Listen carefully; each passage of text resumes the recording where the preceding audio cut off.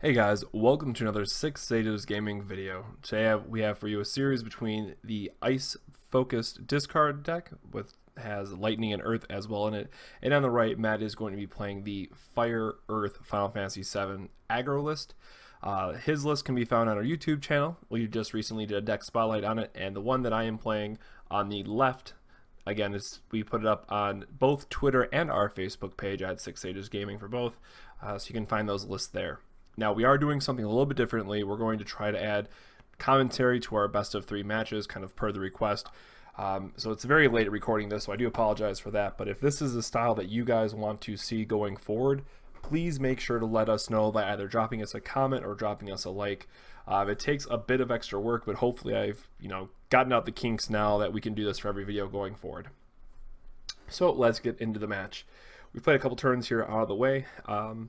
And this was an interesting match as we were playing it up through the both on camera and off camera. The discard deck really wants to go against more mid-range decks and punish them for trying to hold cards in hand, but Matt is playing a more aggressive deck that just has a bunch of the one-cost evokers to pump out a couple guys. Now you can see I drew an Odin there. There's only about 12 lightning sources, I believe, in the deck, if I'm not mistaken. The 1 of 7 cost Odin is just so we can tutor it up with lightning. You can see that lightning is also in our hand. So we have an interesting choice here of, we could be able to pitch the Odin to play the lightning and then get a 4 cost Odin. But as I was making this deck, I realized, or at least in playing, that it was very heavy on being able to get your summoner back up or a Cosmos. So that is certainly one of the limitations of the deck going forward. But we're going to play a 1-cost Snow here. He hasn't really committed a lot to the board. If he doesn't play something like Guy, we can at least tap it down, get in a free point of damage, and can start clearing the way. Now, of course, this is a very strong play by him. Furion, when it comes into play, deals 4,000 damage to him. So I didn't burn a lot of resources. Putting it on the field, we've kind of played this slower game until I get something in play. And he was able to clean it up very quickly. And then he has an 8k body that the ice decks can have a bit of a struggle with if you don't have the right answers to it. So that Furion is certainly presenting a trouble spot to be in. You can see there I got another Odin in my hand, and this is where my hand got a little bricked. I really need to hold on to... I know that he's playing Guys, so that's why I'm trying to hold on to the Odins. But having a 9k body against him in play would be very, very strong and something that we would like to see here. And there's a chopper going over. So it looks like I'm going to be just playing a Laguna. I have Duke in play, so it's a 10k body. Again, nice spot to be in. Unfortunately, his effect only deals 7,000 to a dulled target, so it's not going to be able to kill Furion on the crackback if he didn't block. If I was able to dull it somehow. Playing the Squall here just as another follow-up. It's a really good card against some of the smaller targets in his deck because it's a 6k that whenever it's blocked or is blocked, it deals 6,000 damage to something. So a very, very strong card against the aggressive decks. And me just playing with my cards there because I love how they're effectively looking at each other based on the Dissidia artwork. Matt's going to be playing a Cabal here. When it enters the field, all your forwards gain plus 4,000 power. It lets him attack without having to worry about it. I get my own Cabal, buffs my team by 4,000, but he wasn't going to attack anyways. Cabal is certainly an interesting card, and I think it's an underplayed one, especially if you're playing one of those aggressive decks that want to be more low to the ground and pump out a bunch of guys, which the ice decks absolutely do want to be because they're traditionally a little underpowered. And here we're just attacking with Laguna, getting a point in, and you can see we have that Cabal in our hand. And what I like about the ice deck, and I would even consider running another Cosmos if I was going to play this deck again going forward, you have a lot of ways to get your own cards into the graveyard, and we want to be using Devout to get Cabal into play anyway. So most often you're going to be spending him as 2 of the Crystal Point cost to play a Squall, obviously paying the rest with ice or what have you. But it gives us the opportunity. We get to pitch a card for quote unquote free because we don't ever really want to be playing it from hand because again it's near impossible, but also Devout is just great at doing that for us. So here Matt's attacking with his Cabal. Again, both these of his forwards are now just 4k bodies. You can see me bring that Squall to the top of my hand. Squall here can trade with his Gapal, and then I can play the 9k on my following turn. There was a case to use my special and kind of save for it that way, but I decided just to take the point of damage since we're not in any kind of danger here, and trying to save his special for a more relevant card. And again, a lot of this knowledge is because we did play a couple games off camera, and this deck does have a very, very hard time with Guy. And here we see finally he has a Brynhildr, puts us in a bit of a bad spot because now we don't have any follow-up, and we've already used 2 of our backups, so we can't play Squall perhaps as conveniently as we'd like. But this is a turn where I was talking about where we can just discard Gapal. We don't really care about discarding it because we want to get it back out of our graveyard anyways. That's the main focus for it being in here. And then we're going to get to play Squall, which will be a 9k body and a force Matt to discard 2 cards, and we have to discard 1. And the thing here, and I just don't know why I did it, probably because we were recording late, I ended up discarding the Jill. I realized that I thought I needed the 9k body. In this matchup, I know how important it is, so I thought, okay, I need to hold on to Lightning. It's another 9k body. But what I didn't realize is that I've already gone through a number of Lightning sources, and my outs here, are going to be drawing another Summoner or a Lightning, so it's not Mustadio coming down to kill a dulled character, killing a Laguna. So we definitely should have threw away the Lightning instead of the Jill. And then he has Brynhildr to kill off Squall because he went down to 6k. And usually in every spot in the game, you can kind of figure out what turn it is that someone lost the game. And that was absolutely the turn that I lost the game in this scenario. Him being able to take care of both my guys, losing that power, and now I'm just dying to effectively vanilla 8k bodies because sometimes being an 8k forward is just good enough. Tap add insult injury here. He's going to just use red mage, make Sarah not able to block, put me to 5 damage, it looks like. And again, this now requires me to play multiple forwards that somehow get around red mage. And this is me being frustrated, just showing him that I drew 2 Sarahs and a Duke, which I also can't play. So I'm just holding 3 dead cards in my hand effectively. And that is of course, that's going to be a drawback when you're playing a deck. Sarah is a good card when you have Duke to make it a 3-drop 7k that forces your opponent to discard a card. But drawing multiple of them certainly feels bad. Now, of course, I could, in theory, hit a Shiva. Wait, 5 or yeah. I can take the damage off Furion, have him attack with, try to Shiva down Gapal, and then I can block Cecil. And here's a conversation we had where I'm trying to get. We probably should have played it out correctly. Now that it matters, you can see my top card. But we did make a couple play mistakes that we ended up taking back. But we're going to try to do it as just a tournament mode style going forward. So that was the first game. As you can tell, our draws were very, very poor there at the end. But Matt absolutely took control of the game when he was able to, get 2 of my guys off the board.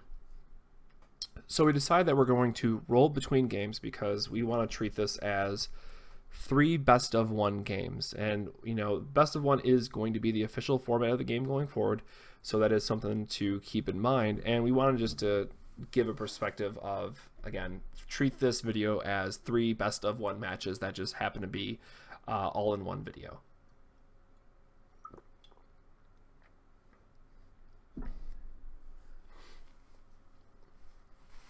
The thing I will say as well, as we were playing this off camera, having Guy in the Earth decks is, well, more and more just an absolute must because he cannot be dulled by summons or abilities. But it's very hard when our main attackers want to be things like Snow that can dull a forward, or Lightning that comes into play and dulls something. So that's another reason why I wanted to see if I could switch to the 4-drop Odin plan and see what kind of impact that would have on the match, and hope that it would work out in our favor. Unfortunately, the first game didn't go probably as much, in the right direction we would hope, but we're gonna start off here again.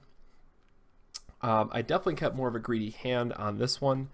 If I remember, the main reason for keeping it was just because I had Duke in my hand, which is always a card that I want to see in a ice-based deck, and having Summoner, so it turns on the rest of my lightning cards for the game.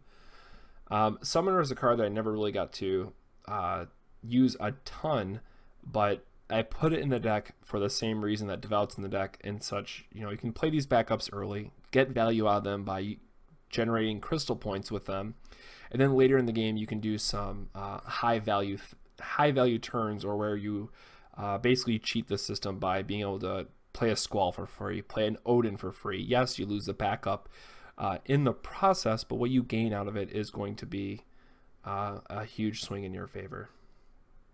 Here Matt plays a Barret, which is just more or less just a 2-drop 6k. I'm going to follow it up with a Squall, so when he attacks I can just block and not have to worry about taking damage. And then I'm just trying to play another backup, in this case Duke, so that Barret is not going to go anywhere anytime soon. And again, Squall, the legendary Squall is fine, but if you're playing an ice deck, I would strongly recommend leaning towards the discard Squall and Laguna. Yes, they're conditionally stronger for what they do than the legendary. Well, I guess Laguna would be on par, but what both Laguna and Squall do, even though they don't have a S effect, when you have them both in play with becoming both 9Ks or 10Ks with Duke, and their effects is absolutely a strong synergy between them. And being able to force your opponent to discard 2 cards when you only have to discard 1 off Squall absolutely feels great. So Matt here is going to be following it up with the Vincent, and this is absolutely a card that when we saw the list and we saw that it was a 1-of, we were like, what in the world is this doing in here? It is a card that took a lot of us by surprise, but it comes down to it's just a 9k first strike attacker, and in these games where you might have kind of locked up board states or you might not be able to push through the damage, Vincent is absolutely the guy to get the job done. Attacking with Squall here, just knowing that he's not going to block because he's not going to lose his Vincent, knowing it's one of his best attackers in the deck.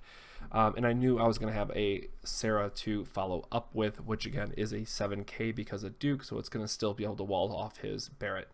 Now, of course, I do have to worry about when he gets something like a Red Mage, but right now we're clear. Him, of course, having another Mustadio absolutely feels terrible, but it allows us to survive a bit longer. And this is where I pointed out that he tried to attack with Para, but Duke is Duke gives Sarah 1000 power, so not really a good attack for him, unless he had some kind of battle trick in his hand, but he didn't leave up any earth, so chances are very, very slim. So we were able to freeze Vincent off the Shiva EX burst, and here we're just playing as Snow. A huge mistake on my part not playing it before. I thought to myself it's going to be a mistake because you can't Brynhildr it. It's a 7,000, but again, because we have Dude, it becomes 8,000. But still, just as a good practice, guys, if you are playing and it doesn't give you a buff or something, like if you have Squall on the field, obviously you might want to play Laguna to remove a blocker and make him a 9k so he doesn't die to Brynhildr. But other than that, you want to make sure you're playing your forwards during your second main phase because you don't want to die to a random EX burst or have something like that happen. Here, Matt gets to play a 6-drop Cloud, but he gets reduced 1 in cost for every Final Fantasy VII forward he has, in this case 2. So getting to play a 4-drop 9k that gives your guys plus 1,000 power when they attack, so Vincent becomes a 10k first striker on attack, is really, really good. I had a lot of difficulty trying to beat that card. And we were recording late, so this is me just trying to make sure I could do all the things that I wanted to do in a turn. So that was me trying to figure out laying down my cards, making sure I could do all those things. Playing a Laguna here for no value because what I thought is that I could play Jill and freeze both of them, and then I realized I had a Jill in play. So I was trying to keep myself honest and not take this back during this recording session, but that is a monumental misplay by me. especially because Laguna is not being buffed right now. And then I took the Devout back because that's what I was going to play Jill off of. So absolutely not a great turn to make that big of a misplay, but Laguna is in 8k, so it gives us something. But again, not being able to freeze Cloud and Vincent here is absolutely punishing, and then he hits him with Stadio to kill my Sarah. So overall, just not a good turn for us, and we attack here knowing that again, he's not going to lose Barrett. We're trying to get the damage race in, and we know that we're not going to be able to realistically swing through the Cloud and the Vincent. Well, he's going to attack with Vincent clearly, but swing through the Cloud, which he may or may not attack with. And then here I'm playing the Devout because I have a Lightning in my break zone, and again, when Devout lets you get any 4-drop, and you still get the effects, which is what I absolutely love about Devout. So in this deck, you effectively want to be getting Paul for the plus 4,000 power to all your forwards and push through the damage in that aggressive manner, or just be able to get a Lightning out of the break zone that they might not see coming to dull a guy, and it counts as another attacker. So here Matt's feeling the pressure. He's already at 4 damage. We don't have anything, with 1 card in our hand, and it's unlikely to be Shiva. He's trying to figure out how much or how aggressive he can get. Here we have a 8, 12, 12k with Laguna because 1,000 from Duke, 4,000 from that. So thankfully we're able to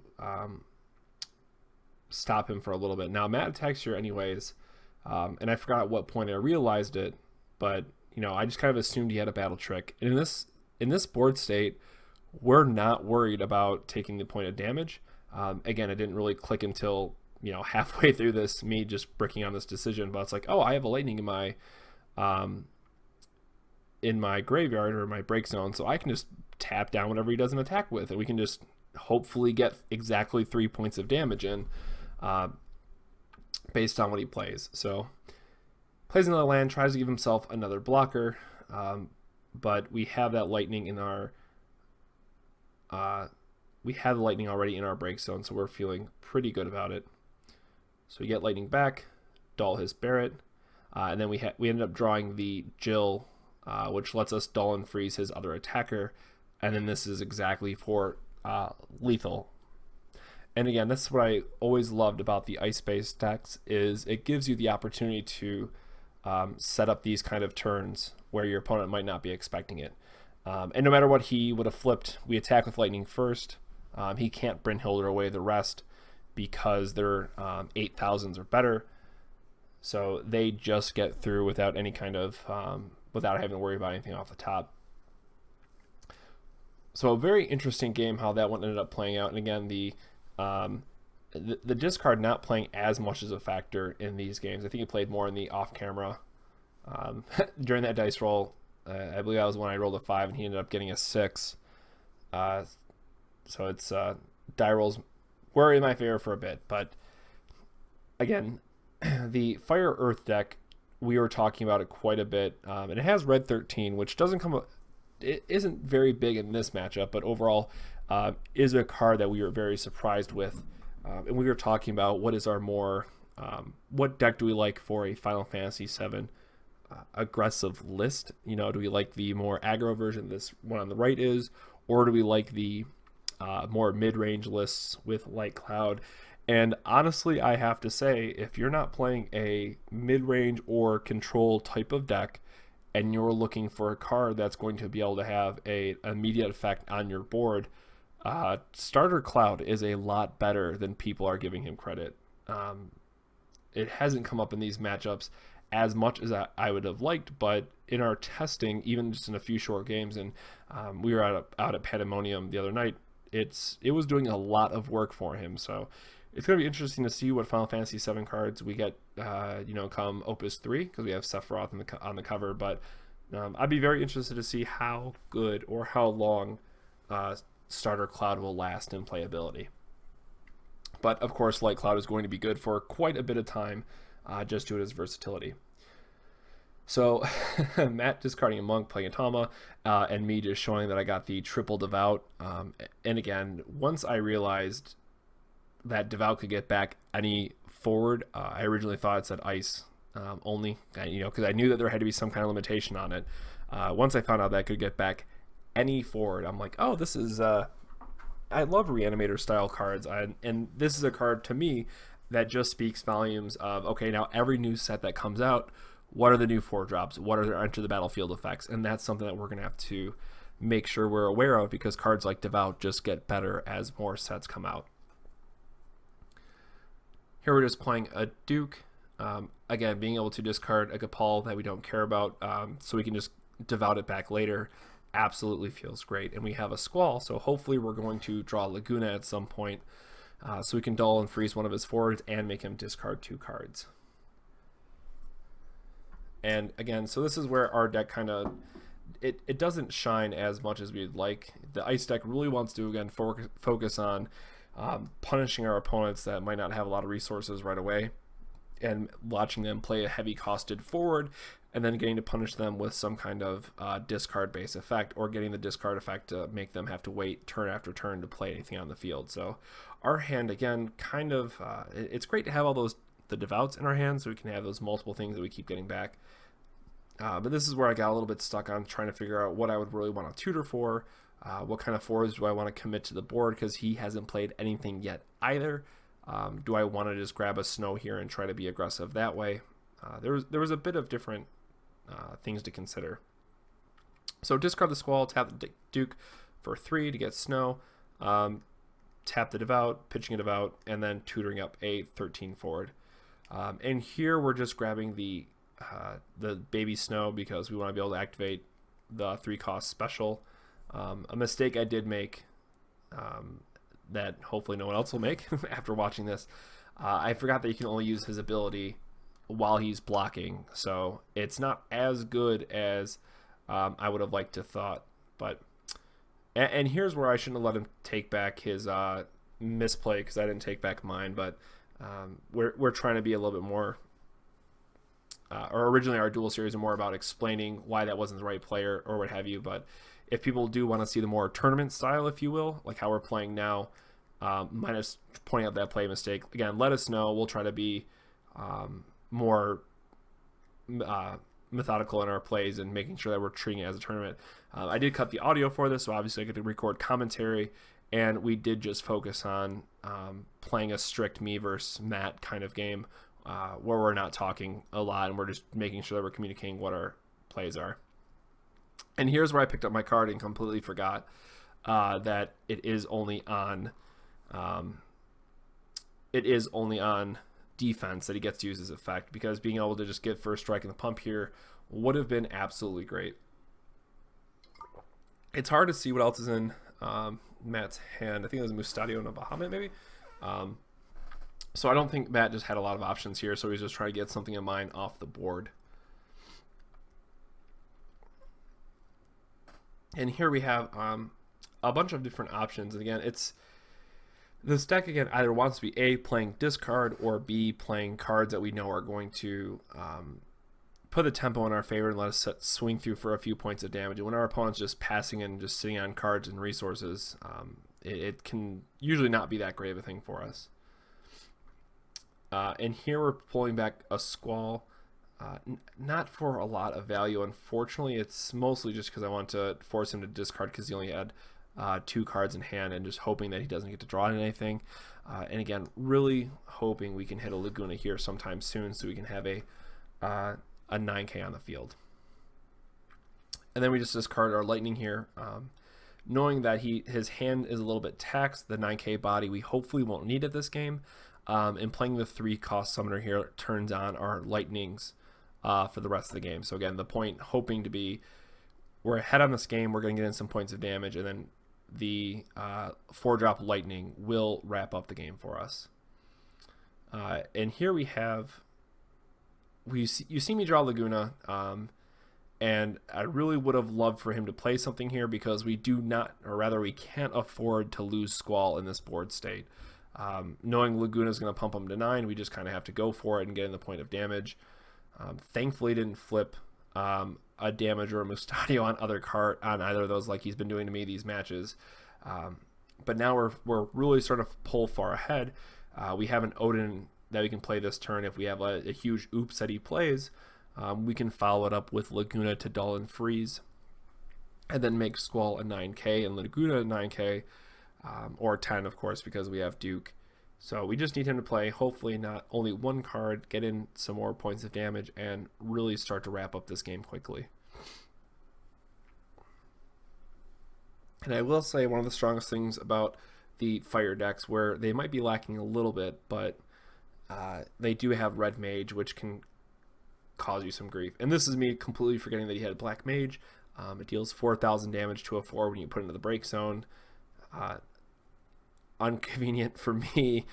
Snow was exactly a 4k because of Duke giving that 1,000 bonus. So a little bit of work that to get him past that amount, but still fine. And this is where we're feeling great. He plays red 13 because he has to get something on the board. He pumps it by 3k, which lasts one a turn, doesn't matter. And here you see me draw the lightning, so we have a dull and freeze effect for this turn, or a tap effect, and then we have a dull and freeze, or just dull on the next turn. So our next couple turns are going to be all about putting through points of damage. Now, there's an interesting choice that can be made between playing the Laguna and making sure that we freeze it, or just playing the lightning here and getting in more damage. I did it this way because I wanted to get into point of damage this turn. It's going to lock down his forward.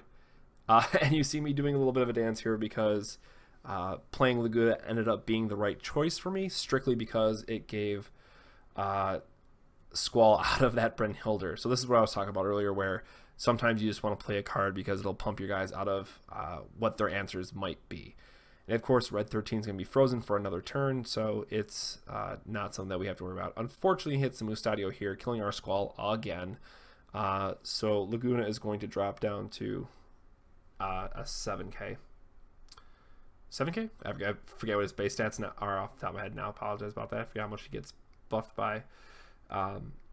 Here we have lightning. We really don't have to worry about it. I made a mistake in the communication here. I was thinking about, I thought I had a Devout in field, so I could get back Squall, make him discard, and be out of Brynhildr range. But I realized it was in my hand and not in the field, so we couldn't do what we wanted to do. Red 13 is finally active, but Matt is at 4 points of damage. We are the ice deck is still sitting at 0. Again, we've been ahead in this game and being able to outpower the forwards that he's been able to put onto the field. Now, a card that's really good against us is Guy, which we do see in his hand, because again, we can't dull it by any kind of effect, so we have to just push through the damage and make sure that we can attack him on that angle.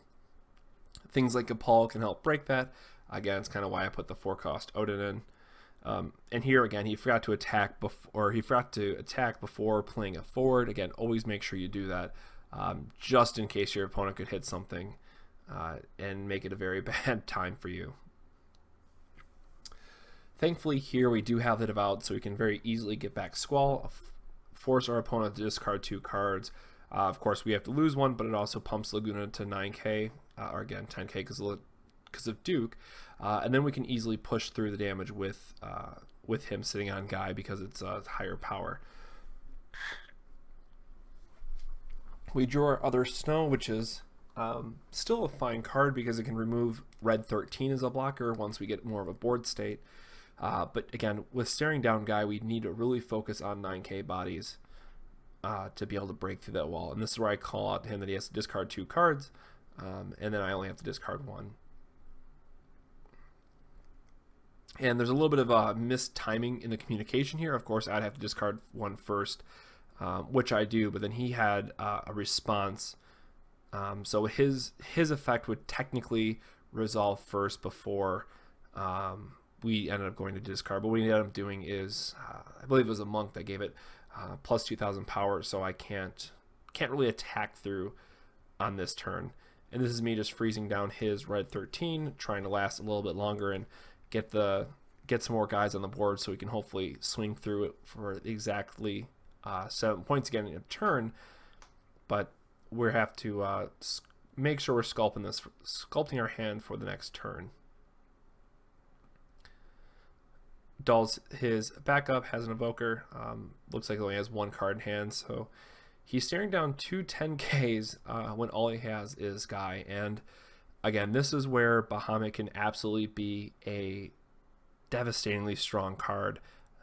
But the good thing about the ice decks is that it can be very hard for your opponent to have a Bahamut when you're forcing them to discard, every other turn is what it feels like, especially if they're passing their turns to make sure that they can sit on it.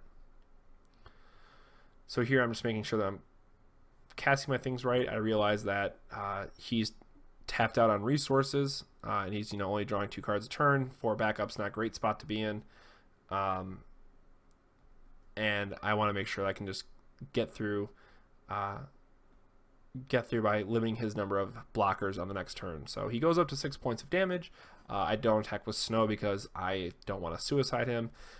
And this way it's showing that unless he can somehow get an 11K or have some kind of battle trick, Squall and Laguna is going to be able to finish up the game. So it does go in our favor in the end, what it looks like, if we go 2 games to 1. But they were fairly even matched off camera, I will say, between the 2 decks. So we'll see what Matt's following up with here. Brynhildr to kill Sarah, just removing one of my attackers. Of course, it's exactly a 7K. Again, not being able to see what his last card is, but it doesn't look like it's going to be anything that's going to help him. So we have Snow here, and this is where it's really great. It's just going to be freely, we can effectively suicide our Snow to dull his red 13. He can just block it easily with Guy, but then we can attack with Laguna, and then we attack with Squall to finish it up for the last point of damage. So again, even the lightning there would have been absolutely fine. We just had to remove his extra blocker that he had. So that's all we have for this video. That is our match between the 2 decks, and again, this is the more ice lightning focused. I think overall that the fire ice is probably the best version out of the 3 of them, if you will. So ice, fire, ice, earth, and ice lightning are kind of the 3 ice decks that I played around with out of Opus 1, but I had an absolute blast with it, and that's a fun one to play. So thank you very much for watching, guys. Again, if you like this version, let us know in the comments below, and we'll catch you on the next 6 Sages Gaming video. Have a good one.